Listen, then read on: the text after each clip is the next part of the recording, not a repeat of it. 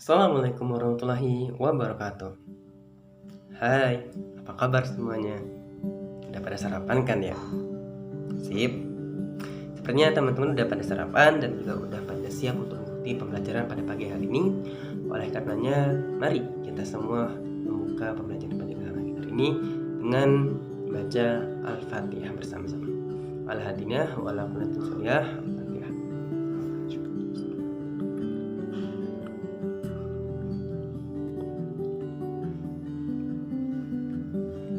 Ya, alhamdulillah kita semua udah membuka pembelajaran pagi hari ini. Dan kakak pada pagi hari ini akan menjelaskan arti dari semangat, pantang menyerah dalam menuntut ilmu. Teman-teman pasti pernah merasakan malas, pernah merasakan capek, pernah merasakan tidak ingin melakukan apa-apa. Mau melakukan ini malas, mau melakukan itu malas, semuanya malas ya.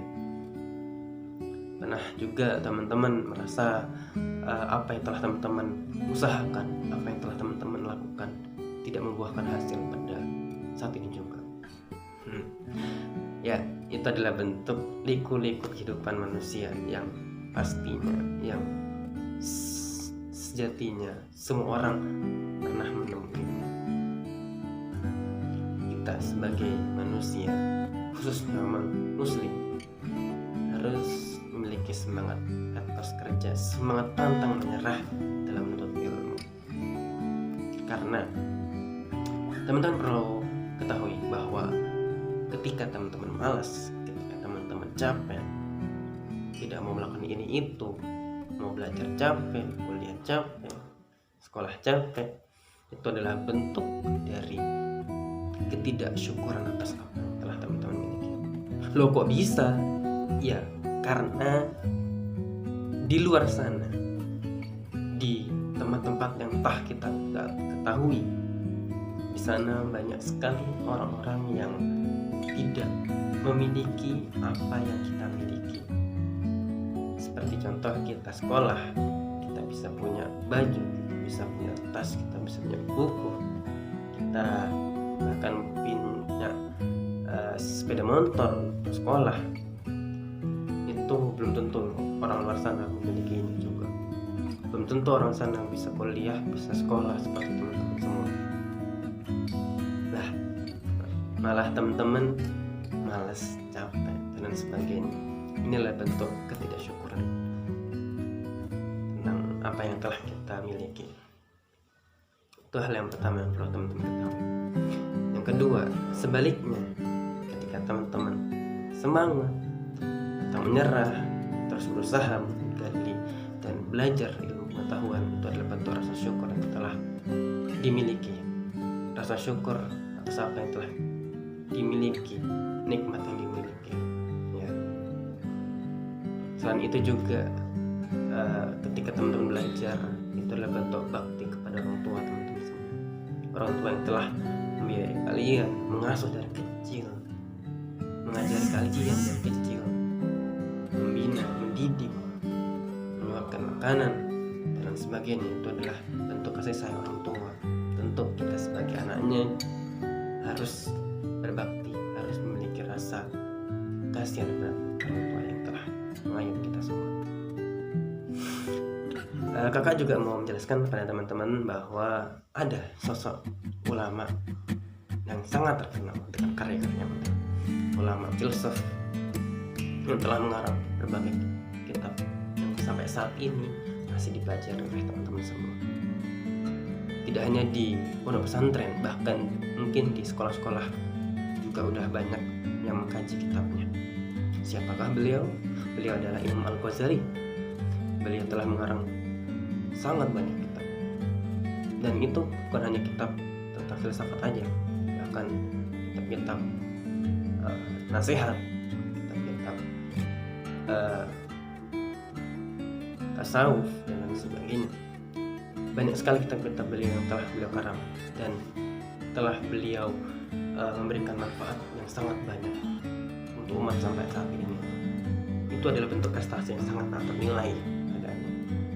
Pahalanya terus mengalir, bahkan sampai beliau wafat kepala yang masih mengalir sampai saat ini. Luar biasa.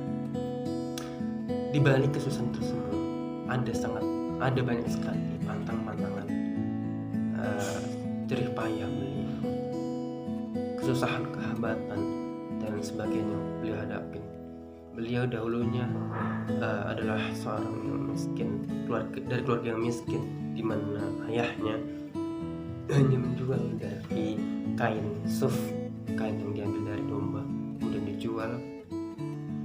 Meskipun suf tersebut tidak memiliki nilai jual yang tinggi, tapi setidaknya masih bisa untuk digunakan untuk mencari makan. Dengan kata lain, tantangan Imam Al-Ghazali bukanlah tantangan yang ringan, teman-teman. Itu berat sekali ya.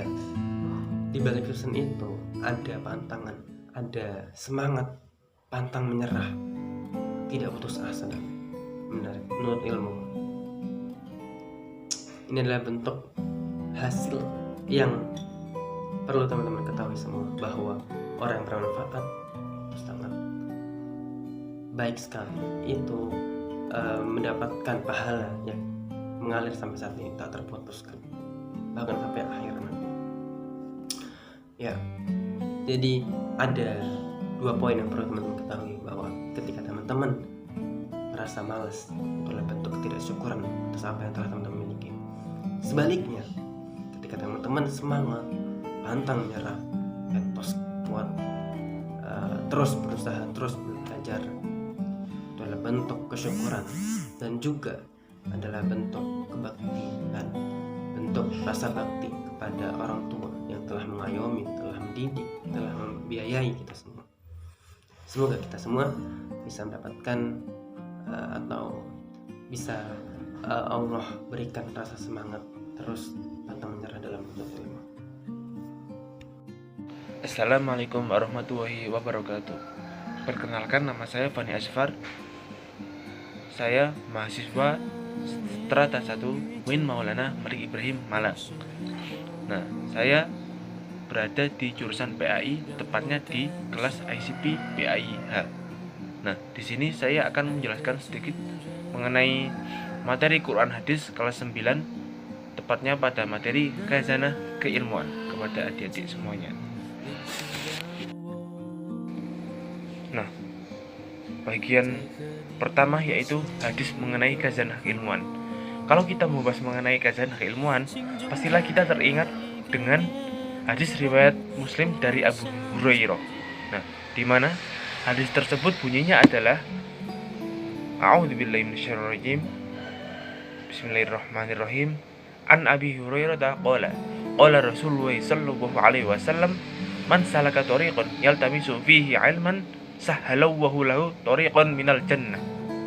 Nah, artinya dari Abu Hurairah bahwasanya Rasulullah sallallahu alaihi wasallam bersabda, barang siapa yang menempuh satu jalan untuk mendapatkan ilmu, maka Allah akan memudahkan baginya jalan menuju surga. Hadis riwayat Muslim. Nah, sebenarnya kita tahu mengenai hadis tersebut itu sangatlah masyhur sekali bagi kalangan penuntut ilmu, terutama kaum pelajar, mahasiswa, dan sebagainya. Karena apa? Karena hadis tersebut memang jelas-jelas menjelaskan mengenai seseorang yang menuntut ilmu itu pasti Allah akan menjaminnya. Dengan cara apa? Dengan cara Allah sendiri itu memudahkan jalan seorang yang hendak menuntut ilmu. Jadi seumpama ada orang yang mengalami kendala dalam hal pencapaian ilmu tersebut, maka Allah pasti akan memudahkannya, memudahkan jalan seseorang tersebut untuk meraih ilmu. Jadi pasti ada jalan bagi seseorang untuk menuntut ilmu. Di samping itu, menuntut ilmu itu tidak hanya di sekolah atau di kampus saja, akan tetapi kita dapat mencari ilmu dari beberapa kondisi atau lingkungan yang ada di sekitar kita. Nah, dari situlah kita bisa menggali sebuah pelajaran-pelajaran yang sekiranya dapat bermanfaat bagi kita semua, terutama untuk masa depan kita, sebagai bekal kita untuk hidup di dunia ini. Berikutnya adalah kandungan hadis dari hadis yang tadi saya sebutkan, yakni hadis riwayat Muslim dari Abu Hurairah. Nah, tahu nggak apa kandungan hadis tersebut? Nah, di sini saya akan menjelaskannya. Tadi juga sebelumnya sedikit saya ulas terkait makna dari hadis tersebut. Pastinya adik-adik sudah tahu terkait kandungan hadis dari riwayat Muslim dari Abu Hurairah ini. Nah, apa kandungannya? Kandungannya adalah bahwa seseorang yang menempuh perjalanan untuk menuntut ilmu akan dimudahkan jalannya menuju ke surga. Nah, maksudnya ini seperti apa? Orang yang menuntut ilmu itu pastilah memiliki niat baik. Niat baiknya itu apa? Ya menuntut ilmu tadi untuk mengentaskan kebodohan yang ada di dirinya. Nah, di samping itu, orang yang memiliki ilmu itu pasti memiliki niat awal yang baik untuk pencarian ilmu tersebut. Nah, orang yang menuntut ilmu itu pasti juga akan menularkan ilmu yang dia dapatkan kepada orang-orang yang ada di sekitarnya. Nah, di samping itu, dengan ilmu tersebut juga dia akan mampu mengerjakan sesuatu hal yang sesuatu tersebut membutuhkan ilmu, sehingga apa yang dia kerjakan itu dapat berjalan dengan baik sesuai apa yang diharapkan. Nah, ini pentingnya seseorang itu berilmu. Nah, di samping itu, Allah sendiri itu juga menjamin bahwasannya orang yang menuntut ilmu itu, jika orang tersebut mengalami musibah, contohnya saja kematian, maka Allah akan menjamin seseorang tersebut meninggal atau mati syahid. Nah, betapa besarnya Allah memberikan jaminan kepada orang yang menuntut ilmu ini. Maka dari itu, suatu amal yang sangat baik bagi para pelajar, ya ini niat awal kita tata dengan apa? Dengan mengintrospeksi diri kita.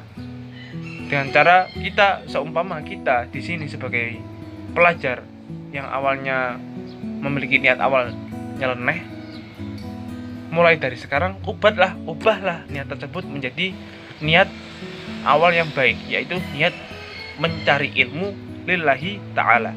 Nah, dengan cara tersebut pasti Allah akan memudahkan jalan kita dalam pencarian ilmu.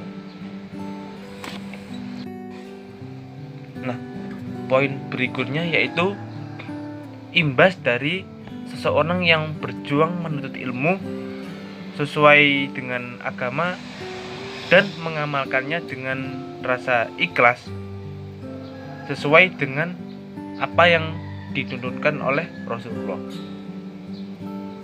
Nah, terus apa imbas yang kita dapatkan dari menuntut ilmu tersebut? Apa yang kita peroleh dari menuntut ilmu tersebut? Tentunya tidak hanya ilmu saja yang kita peroleh di sini. Ada banyak sekali hal-hal yang baik yang dapat kita ambil atau kita panen dari aktivitas mencari ilmu ini. Salah satunya yang pertama yaitu kita akan dapat beribadah dengan benar. Nah, maksudnya di sini dalam hal ibadah itu pasti ada yang namanya syarat dan ketentuan seperti itu adik-adik. Nah, jadi di sini terlebih dahulu bagi kita untuk mempelajari syarat dan ketentuan tersebut. Contohnya saja rukun wudhu. Nah, rukun wudhu itu ada berapa? Ada 6. Yang pertama adalah niat. Terus kedua membasuh muka. Terus membasuh tangan sampai siku-siku. Terus membasuh atau mengusap sebagian kepala. Terus kedua kaki, lalu tertib. Nah, di sini untuk mengetahui keenam rukun wudhu tersebut, itu seseorang harus mencari ilmu terlebih dahulu kepada guru, kepada siapapun lah yang sekiranya memiliki kapasitas keilmuan dalam bidangnya. Nah, di sini hal pertama yang kita peroleh manfaat dari menuntut ilmu ya tadi itu, kita akan mendapatkan suatu ilmu yang nantinya kita aplikasikan dalam hal beribadah. Jadi ibadah yang kita lakukan itu bisa benar, sehingga ketika kita ibadahnya benar, pasti Allah akan ridho dengan kita dan akan menerima ibadah yang telah kita lakukan tersebut. Nah, poin berikutnya dari apa yang dapat kita dapatkan dari proses pencarian menuntut ilmu adalah kita dapat berbuat kebaikan atau berbuat kebenaran. Nah, maksudnya di sini kalau kita menuntut ilmu, pasti dengan menuntut ilmu tersebut kita akan dituntut juga untuk mengamalkan ilmu tersebut. Kepada siapa? Ya mungkin kepada adik kita, kepada tetangga kita, kepada sanak famili kita, dan sebagainya. Nah, proses pengamalan ilmu tersebut itulah yang juga dinamakan sebagai perbuatan baik. Karena apa? Ilmu yang telah kita dapatkan itu kita bisa mentransfer ilmu tersebut kepada orang lain, sehingga orang lain pun akan juga dapat memiliki ilmu yang telah kita miliki sebelumnya, sehingga dapat disinyalir bahwasannya ilmu yang kita dapatkan ini itu bisa bermanfaat bagi orang lain dan mendatangkan keberkahan bagi orang lain juga, seperti itu. Berikutnya yaitu hal yang dapat kita petik adalah kita dapat melakukan hal-hal yang bermanfaat. Nah, di sini hal-hal yang bermanfaat itu ada dua, yaitu bermanfaat bagi diri kita dan orang lain. Contohnya, kalau kita bisa bermanfaat bagi diri kita sendiri, yaitu kalau kita sekiranya bisa berbuat sesuatu berdasarkan ilmu. Contoh saja, kita mendapatkan tugas membuat esai dari guru. Nah, lalu dengan instruksi tersebut, kalau kita sudah memiliki ilmunya, pasti kita akan dapat mengerjakan tugas tersebut dengan lancar tanpa adanya kendala. Nah, karena apa? Ya karena tadi itu kita sudah memiliki ilmu, sudah memiliki bekal terkait tata cara pembuatan esai tersebut, bagaimana sistematikanya dan sebagainya, sehingga hal itu akan berimbas pada terlaksanakannya tugas yang diberikan kepada kita, dan kita pun dapat mengerjakan dengan baik sesuai syarat yang telah ditentukan oleh guru yang memberikan kita tugas tersebut. Nah, ataupun yang kedua adalah bermanfaat bagi orang lain. Nah, ini tadi sebelumnya juga sudah saya jelaskan sedikit. Nah, hal itu maksudnya bermanfaat bagi orang lain, itu salah satu contohnya adalah kita mengamalkan ilmu yang kita miliki kepada orang lain. Nah, dari sini kita secara otomatis akan mentransfer ilmu tersebut, mentransfer pengetahuan tersebut kepada orang yang sekiranya membutuhkan ilmu tersebut. Nah, sehingga di sini ketika kita telah mentransfer ilmu tersebut, maka orang yang memperoleh ilmu dari kita itu pasti akan mengetahui yang mana semulanya orang itu nggak tahu terus menjadi tahu, sehingga disinyalir bahwasannya ilmu yang kita dapatkan ini bisa bermanfaat bagi orang lain, sehingga penting bagi kita untuk mengamalkan ilmu yang kita peroleh kepada orang lain, supaya ilmu kita itu bermanfaat dan barokah bagi orang lain pula. Nah, yang kemudian adalah menolong sesama. Maksudnya di sini adalah menolong dalam hal kebaikan ya adik-adik, bukan menolong dalam hal keburukan. Contohnya saja ada orang yang mencuri, terus kita ikut-ikutan membantu mereka. Nah, itu yang tidak benar. Karena Allah sendiri sudah menuturkan bahwasanya bunyinya ayat itu seperti ini. Wa ta'awanu 'alal birri wat taqwa wa la ta'awanu 'alal ismi wal 'udwan. Artinya adalah tolong menolonglah kamu dalam hal kebaikan dan jangan tolong menolong dalam hal keburukan.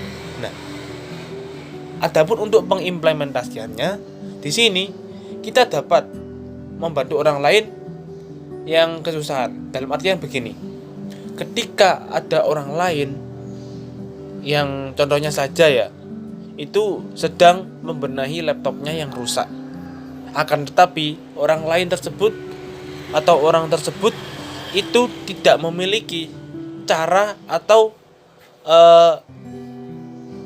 bingung terkait cara bagaimana membenahi laptop tersebut. Terus kita membantunya. Karena apa? Karena kita memiliki ilmu terkait cara memperbaiki laptop yang rusak dari teman kita tersebut. Nah, secara otomatis dari sini kalau kita memiliki ilmu, maka kita akan mampu menolong orang lain dengan cara ilmu yang kita miliki tersebut, sehingga kita pun dapat bermanfaat bagi orang lain juga.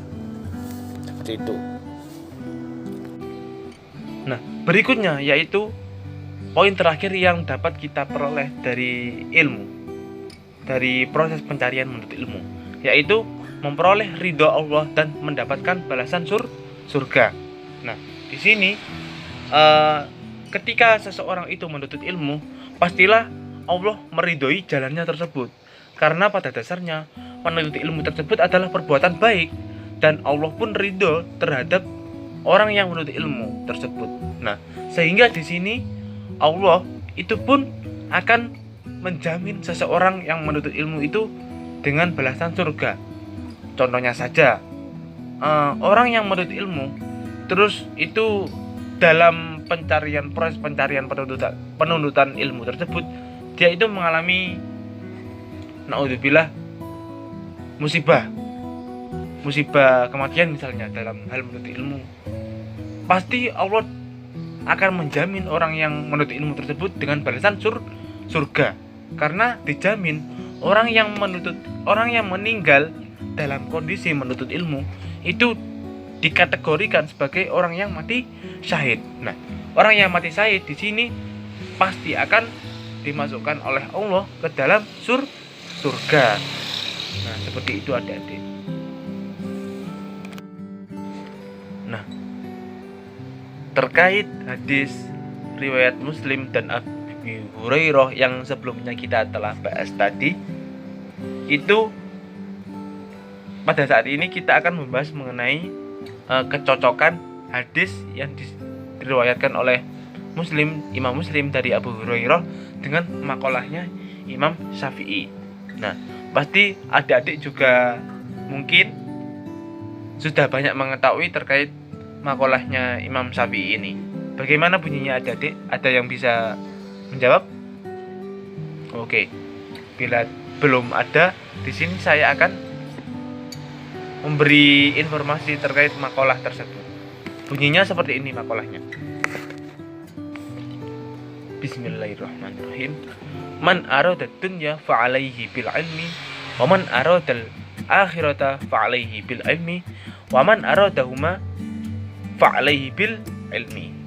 Artinya, barang siapa yang berharap kebahagiaan dunia hendaknya diraih dengan ilmu.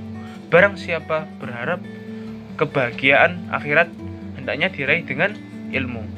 Dan barang siapa berharap kebahagiaan dari keduanya hendaknya juga diraih dengan ilmu. Nah, kalau kita sedikit mengotak-atik atau mendalami makna dari makalahnya Imam Syafi'i ini, pasti kita mengetahui bahasanya ada 2 poin yang dapat kita peroleh dari makalahnya Imam Syafi'i ini. Yang pertama, seseorang yang ingin sukses di dunia itu membutuhkan ilmu. Nah, contohnya apa? Ya ilmu tadi, ilmu tentang kehidupan, ilmu biologi, ilmu matematika, ilmu fisika, dan lainnya yang sekiranya dapat kita gunakan sebagai bekal untuk berkehidupan di dunia. Begitu adik-adik. Nah, adapun yang kedua adalah ilmu akhirat. Nah, maksudnya ilmu akhirat di sini itu adalah ilmu agama. Nah, contohnya saja tadi itu yang tadi sudah saya jelaskan terkait tata cara beribadah, tata cara wudhu, sholat, dan sebagainya. Nah, dari sini kalau kita mengetahui ilmu-ilmu agama, maka kita akan memperoleh bekal nanti untuk berkehidupan di akhirat, sehingga jalan kita menuju surga itu lebih gampang. Karena apa? Ya karena kita sudah memiliki tabungan-tabungan amal baik yang sudah kita lakukan di dunia ini, sehingga dalam berkehidupan di akhirat kita dapat berjalan dengan mulus sesuai apa yang kita kehendaki. Sehingga dalam hal ini penting bagi kita untuk menyeimbangkan kedua hal tersebut, yaitu ilmu di dunia dan ilmu di akhirat. Begitu adik-adik. Sekian dari saya. Apabila ada salah kata, saya mohon maaf sebesar-besarnya. Akhirul kalam, ihdinas siratal mustaqim. Wassalamualaikum warahmatullahi wabarakatuh. Halo adik-adik semua, perkenalkan nama kakak adalah Kak Dini. Di sini kakak akan melanjutkan materi yang telah disampaikan oleh Kak Fani dan Kak Afan. Nah, sekarang kita akan membahas tentang cara membentuk pribadi yang pantang menyerah. Gimana sih cara membentuk pribadi yang pantang menyerah itu? Apakah adik-adik semua nih sudah termasuk menjadi pribadi yang pantang menyerah atau tidak? Terutama nggak boleh nyerah dalam menuntut ilmu ya. Nah, di sini ada cara-caranya atau yang menjadi ciri pribadi yang pantang menyerah itu seperti apa sih? Nih, yang pertama itu tidak merasa lemah terhadap sesuatu yang terjadi. Nah, ketika kita menghadapi kesulitan, menghadapi suatu masalah, dan kita tuh kayak merasa berat banget nih masalahnya, terusnya kok soal ini sulit banget ya, kok aku nggak masuk ngapalnya gitu. Itu kalau dalam hal menuntut ilmu gitu. Tapi Allah berfirman nih teman-teman dalam Quran surat Ali Imran ayat 139 yang bunyinya Bismillahirrahmanirrahim wala tahinu wala tahzanu wa antum a'launa in kuntum mu'minin, yang artinya janganlah kamu merasa lemah dan jangan pula bersedih hati, sebab kamu orang yang paling tinggi derajatnya jika kamu orang yang beriman. Nah, kalau kita mentadaburi ayat ini teman-teman, Allah itu bilang sama kita, bilang sama penuntut ilmu, bilang sama orang yang muslim, mukmin kepada hambanya semuanya. Jadi jangan sedih, jangan merasa lemah. Kamu itu orang mukmin loh. Kamu itu orang mukmin, orang muslim yang sudah dijanjikan sama Allah akan masuk surga. Jadi akan ditinggikan derajatnya. Jadi salah satu ciri atau pribadi untuk kita menjadi yang pantang menyerah itu gak boleh merasa lemah ketika menghadapi suatu kesulitan atau suatu masalah. Nah, yang kedua, ini memandang sesuatu yang terjadi dengan berpikir positif dan optimis yang tinggi. Jadi ketika menghadapi suatu masalah juga yang kita sulit gitu, kayak pengen nyerah aja, kayak pengen putus asa, itu harus berpikir positif dan harus optimis gitu. Optimis kalau kita itu yakin kita itu bisa menghadapinya. Nah, sebagaimana dalam hadis Nabi SAW an Abu Hurairah radhiyallahu an Nabi SAW qala yaqulullahu ta'ala anna inda zanni abdi. Jadi ini dari Abu Hurairah radhiyallahu an, ia berkata bahwa Nabi SAW bersabda, Allah Ta'ala telah berfirman, aku sesuai prasangka hambaku. Jadi aku sesuai prasangka hambaku gitu. Jadi ini tuh termasuk hadis qudsi, hadis yang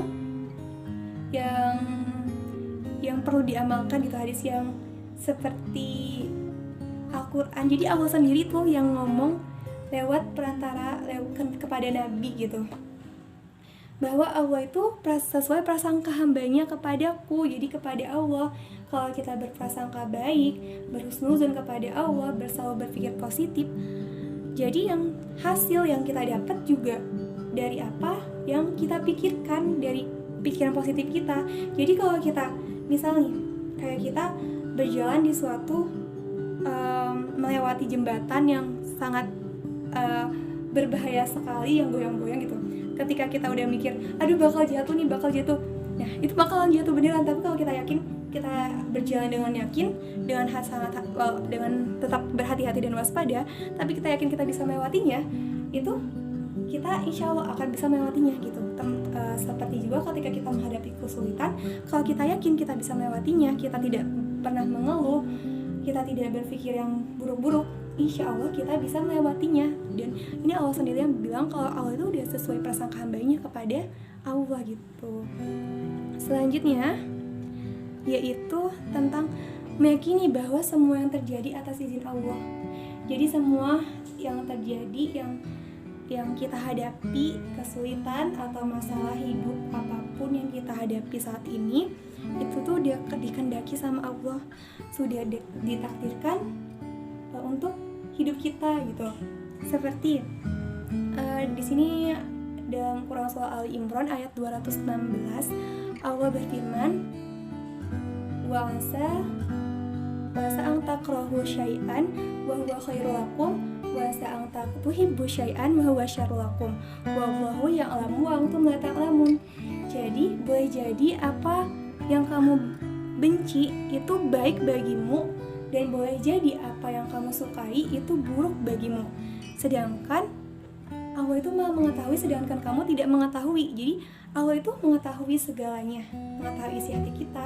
Ketika kita bilang misalnya dalam menghadapi perlombaan ya, kita itu kalah gitu, dalam pandangan kita ini buruk banget gitu, buruk, kok bisa kalah gitu.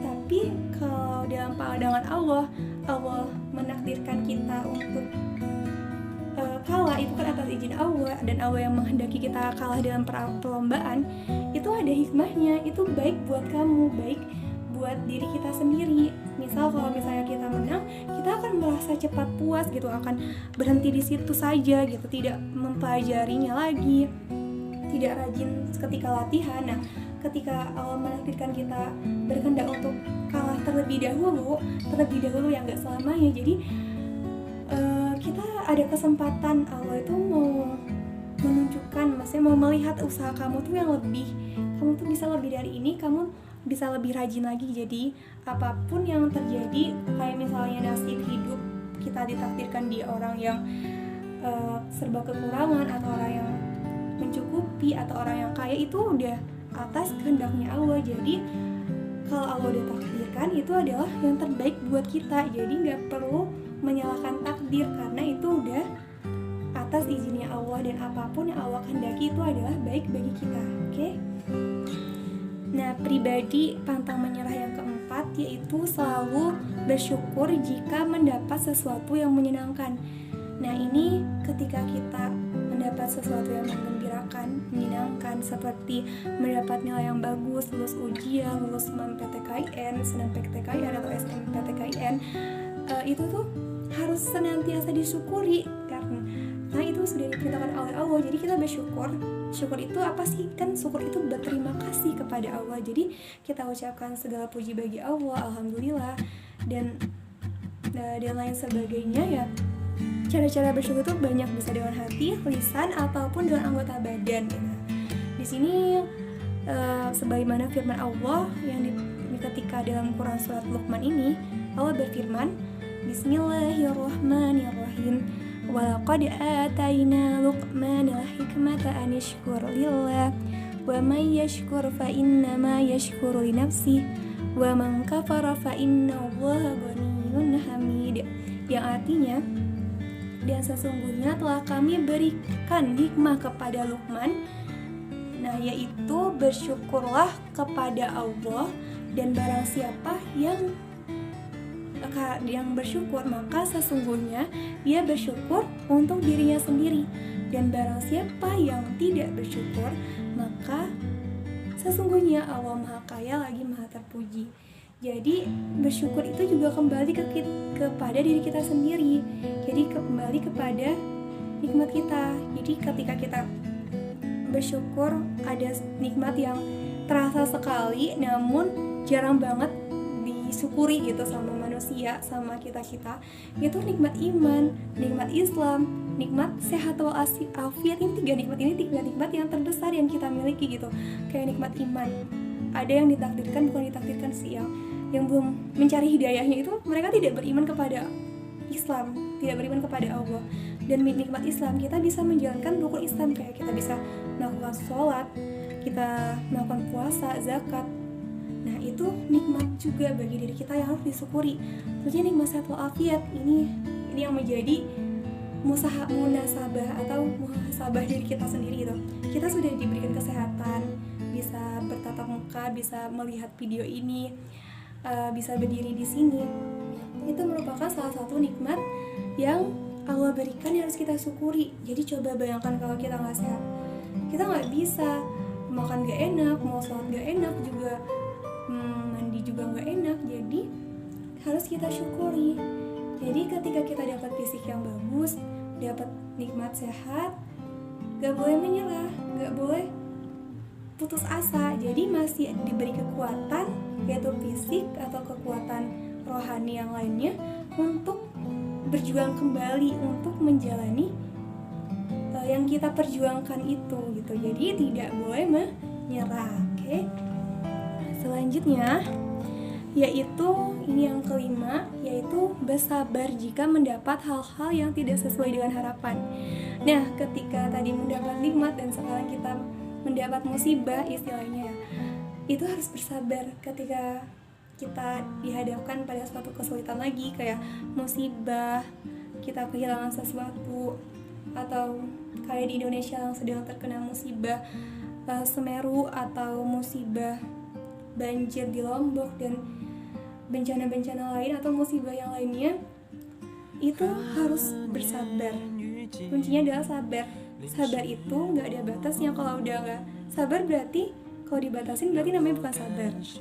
Nah di sini sebagaimana kuncinya itu sabar dan sholat, sebagaimana dalam Quran surat Al-Baqarah ayat 153 yang berbunyi, Bismillahirrahmanirrahim, Ya ayyuhalladzina amanu sta'inu bis-sabri was-shalah, innallaha ma'as-sabirin. Ya artinya, hai orang-orang yang beriman, jadikanlah sabar dan sholat sebagai penolongmu. Sesungguhnya Allah bersama orang-orang yang sabar. Nah, di sini adalah kunci ketika kita terkena hal-hal yang tidak kita harapkan, yang tidak sesuai dengan harapan kita, maka kunci itu adalah sholat dan sabar. Jadi kita harus sabar, sholat, memohon pertolongan kepada Allah, berdoa, meminta petunjuk agar diselesaikanlah masalah-masalah yang rumit dalam kehidupan kita. Jadi harus senantiasa bersabar ya. Selanjutnya yang ke-6 adalah kuat mental dan fisiknya. Nah, ciri orang yang tidak pantang menyerah itu harus selalu menguatkan mentalnya. Mentalnya itu jiwa raganya, fisiknya itu ini badannya gitu ya. Kayak mentalnya juga harus kuat, fisiknya harus kuat, sebagaimana dalam hadis al-mu'minul qawiyyu khairun wa ahabbu ilallah minal mu'minal dhaif. Jadi Allah dalam hadis ini, mukmin yang kuat itu lebih baik dan lebih dicintai oleh Allah daripada mukmin yang lemah. Jadi pribadi yang pantang menyerah itu selalu prima gitu fisiknya dan mentalnya kuat. Ketika misalnya dihadapi, dimarahin sedikit, nanti kalian tuh akan merasakan ketika di dunia kerja atau di dunia yang lebih tinggi, di perguruan tinggi ataupun lainnya, itu lebih tinggi, bukan di kelas kalian kan masih kelas 9 nih. Nanti kalian tuh akan merasakan mental kalian tuh akan diuji gitu, akan cepat dimarahin. Kalau kalian gak kuat mentalnya, kalian bakal cepat menyerah, cepat putus asa. Kayak kalau dalam dunia pekerjaan kan itu keras gitu, apalagi di pabrik itu keras banget atasannya itu. Jadi harus menguatkan mental kita supaya gak boleh menyerah. Dan fisiknya itu kita harus jaga fisik kita, karena kayak harus dengan olahraga, makanan yang bergizi, itu agar fisik kita itu tetap prima, agar kita bisa tetap menjalankan aktivitas dan meneruskan perjuangan kita itu. Oke teman-teman, gitu ya. Terusnya yang selanjutnya itu selalu mempelajari ilmu dan mengamalkannya. Nah ini orang yang tidak gampang menyerah itu selalu belajar dan terus belajar sampai ia mampu. Jadi sampai ia berhasil. Jadi belajar itu tanpa henti. Ketika ada suatu ilmu baru, ya pelajari lagi. Ketika ini belum mengerti, dia akan terus belajar dan mengulang-ulang terus pelajarannya. Tetapi ingat, belajar juga tidak hanya dibaca, tahu sekedar teorinya, dibaca, dihafal, tapi harus kita amalkan. Itu yang penting, itu diamalkannya. Nah, sebagaimana dalam Quran surah Al-Mujadilah ayat 11, Allah berfirman, Bismillahirrahmanirrahim, Ya ayyuhalladzina amanu idza qila lakum tafassahu fil majalisi fafsahu yafsahillahu lakum wa idza qila shuzu fanshuzu yarfa'illahu allazina amanu minkum walladzina utul ilma darajat wallahu bima ta'maluna khabir. Jadi poinnya ini di sini. Yarfa'ullahu allazina amanu minkum walladzina utul ilma darajat. Jadi arti keseluruhannya itu, wahai orang-orang yang beriman, apabila dikatakan kepadamu berilah kelapangan di dalam majlis-majlis, maka lapangkanlah, niscaya Allah akan memberi kelapangan untukmu. Dan apabila dikatakan kepadamu berdirilah kamu, maka berdirilah, niscaya Allah akan mengangkat derajat orang-orang yang beriman di antaramu dan orang-orang yang diberi ilmu beberapa derajat. Dan Allah Maha teliti terhadap apa yang kamu kerjakan. Quran surah Al-Mujadilah ayat 11. Nah, disinilah diperintahkan untuk senantiasa melapangkan majlis-majlis ilmu, kayak majlis kajian atau majlis diskusi, majlis kayak kita hadir di seminar atau di dalam sekolah ini, kayak membuat kelompok diskusi sendiri. Itu bisa banget untuk menambah pengetahuan kita, untuk menambah wawasan kita. Jadi belajar tuh gak hanya sekadar di kelas seperti ini atau seperti yang sekarang cuman lewat video, tapi ada banyak kemudahan dalam hidup sekarang ini untuk memperoleh ilmu. Bisa saling diskusi, itu baik banget. Jadi dilapangkanlah majlis-majlis ilmu itu. Yang selanjutnya, jadi di sini poinnya juga adalah Allah akan mengangkat derajat orang yang beriman dan berilmu. Jadi beriman, ketika kita beriman kepada Allah dan memiliki ilmu, itu Allah akan angkat derajat kita. Jadi sudah dijanjikan lah, sudah dijamin kehidupannya oleh Allah. Jadi gak akan merasa kekurangan. Ya contohnya gini, kalau hanya berilmu saja tanpa beriman, seperti orang nonis ya, orang non-Islam, orang-orang barat sana, itu ilmunya itu hanya di dunia dan di akhirat akan sia-sia. Beda halnya ketika kita beriman, itu akan sampai ke akhirat dan ketika kita mengamalkan ilmunya itu. Sebagaimana dalam hadis lain itu dijelaskan ya, siapa yang mau berbahagia di dunia maka harus dengan ilmu, dan siapa yang mau berbahagia di akhirat juga harus dengan ilmu, dan siapa yang mau bahagia keduanya harus dengan ilmu. Jadi kunci kebahagiaan kita itu di dunia, kunci kesuksesan yang sebenarnya itu adalah iman dan ilmu. Itu adalah kunci sukses dunia akhirat kita. Bukan sekadar makna sukses itu kita hanya membayangkannya seperti sempit ya. Ketika sukses itu apa menurut kalian nih? Kayak udah punya uang banyak, udah punya mobil, punya rumah tingkat, punya sawah, punya tanah, itu yang disebut sukses. Tapi belum tentu, itu hanya materi semata. Tetapi sukses yang sesungguhnya itu adalah keimanan kita dan keilmuan kita yang dimiliki. Jadi gak perlu merasa iri ketika melihat hanya materi semata. Namun yang perlu kita iri itu ketika orang-orang yang beriman gitu, orang-orang yang rajin ibadahnya, orang-orang yang rajin menuntut ilmunya. Seperti kita kan boleh iri kepada orang yang hafal Al-Qurannya banyak dan orang yang punya harta banyak namun diberikan untuk di jalan Allah, seperti diinfakkan, disedekahkan, dizakatkan, itu yang beriri. Jadi itu kunci sukses adalah apa tadi? Yaitu iman dan ilmu. Oke, jadi itu adalah ciri atau cara untuk membentuk pribadi yang pantang menyerah. Ya, kita review dari awal lagi sambil bareng-bareng disebutkan. Yang pertama adalah tidak merasa lemah terhadap sesuatu yang terjadi.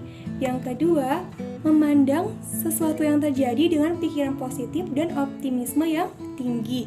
Ketiga, meyakini bahwa semua yang terjadi atas izin Allah. Yang keempat, selalu bersyukur jika mendapat sesuatu yang menyenangkan. Dan yang kelima, bersabar jika mendapat hal-hal yang tidak sesuai dengan harapan kita. Yang keenam, kuat mental dan fisiknya. Yang ketujuh, selalu mempelajari ilmu dan mengamalkannya. Nah, itu adalah 7 kunci, 7 ciri atau 7 cara untuk membentuk pribadi kita yang pantang menyerah, terutama tidak pantang menyerah dalam menuntut ilmu. Oke.